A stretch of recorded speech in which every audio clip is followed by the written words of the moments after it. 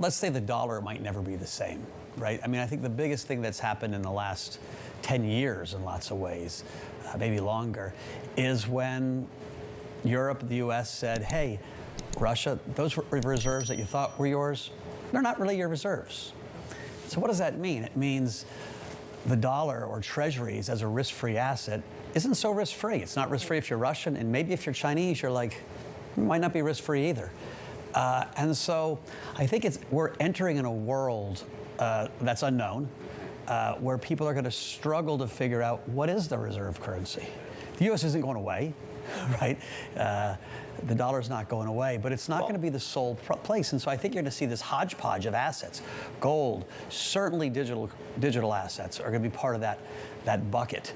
The whole world's not going to flip to Bitcoin overnight, but you're going to see more and more people say, I want to have some of my money outside of the sovereign. There's zero chance the Russian government can use cryptocurrencies to circumvent. Right? We're regulated by 25 different agencies, Galaxy, and I'm sure FTX and Binance and the others have just as many. And so almost all crypto moves through exchanges. Those exchanges have KYC AML processes, just like TradeFi exchanges. And so, plus Bitcoin is a public blockchain. Way back we hired Mike Morrell, who had run the CIA, Galaxy, and a few other companies, to do a study on Bitcoin. And he did like a 10 weeks exhaustive study with the security agencies, with the three-letter agencies, with crypto companies. And he came up with a thesis that if you were going to design a trap to catch criminals, it would look a lot like the Bitcoin blockchain. And so it's just, Elizabeth Warren is just wrong when she thinks you can use Bitcoin for Russia to escape sanctions. And we're looking at it the wrong way. The Russian ruble has depreciated over 90% in the last 10 years. Just this year alone, I think high to low is like 65%. The Turkish lira did the same. Bitcoin is a lifeline to people in countries with really poor stewardship of their economy. And we should be thrilled that Russians can get some of their money in Bitcoin so they're not completely broke holding worthless rubles. I think Bitcoin has this really beautiful lane of being digital gold or a store of value. Everyone has a human right to have the fruits of their labor stored somewhere. And if you don't trust your government's currency, traditionally we put it in diamonds or gold. This is the first really digital version of that. And so I think that's Bitcoin's use case. Now listen, there's also a lot of other digital assets. There's digital stable coins or digital dollars or euros. There's things, Ethereum, digital networks, NFTs, right? And so the revolution that's happening isn't just in one lane. But I think for Bitcoin, it really is a place you store value. You've got to understand that one CBDC and a stablecoin ain't the same thing, right? It all comes down to who controls them. And so if you look at the Chinese version, where it's a blockchain of one, right? It's complete, total transparency into every transaction you do. So you're giving up complete privacy, right? The version that we're pushing for, the blockchain community here in the US, what Brian Brooks pushed when he was the head of the OCC, was private companies running on a public blockchain, but those assets backed by assets held at Fed banks, right? So it's where your privacy goes. Bitcoin went up a lot last year on this story of the Fed printing money forever. That's what pushed all risk assets up, right? We had this unbelievable amount of liquidity. And it came off because the Fed, Chairman Powell finally said, hey, I got to take this more seriously than I've been taking it, and I'm going to get hawkish. We're starting to see a little bit of a breakdown. I don't think Bitcoin can rally aggressively until we get a pause.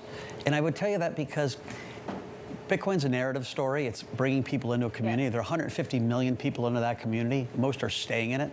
Right? That's the 8th biggest country in the world. It's bigger than Russia.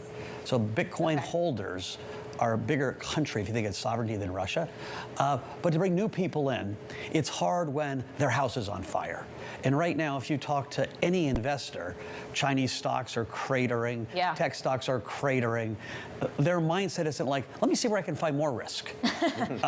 And so we're going to hit a pause. The war will end. Let's pray to God. The Fed will go and we'll start saying, hey, we've priced in the Fed.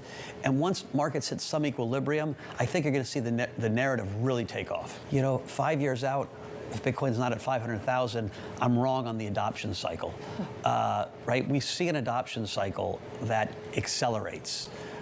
Bitcoin grew so much faster last year, crypto grew, than the internet did at its best years in the 90s.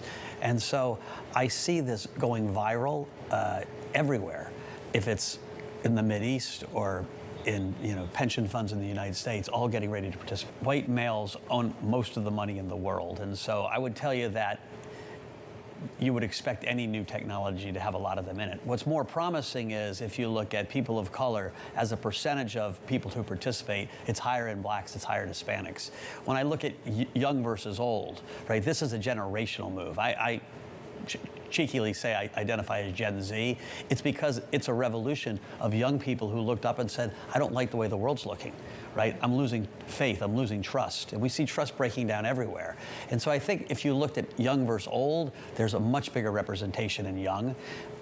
Certainly there are more white whales than people of color whales because they started out with so much more, right? I mean, blacks are 13% of the population, they own 1.5% of the wealth.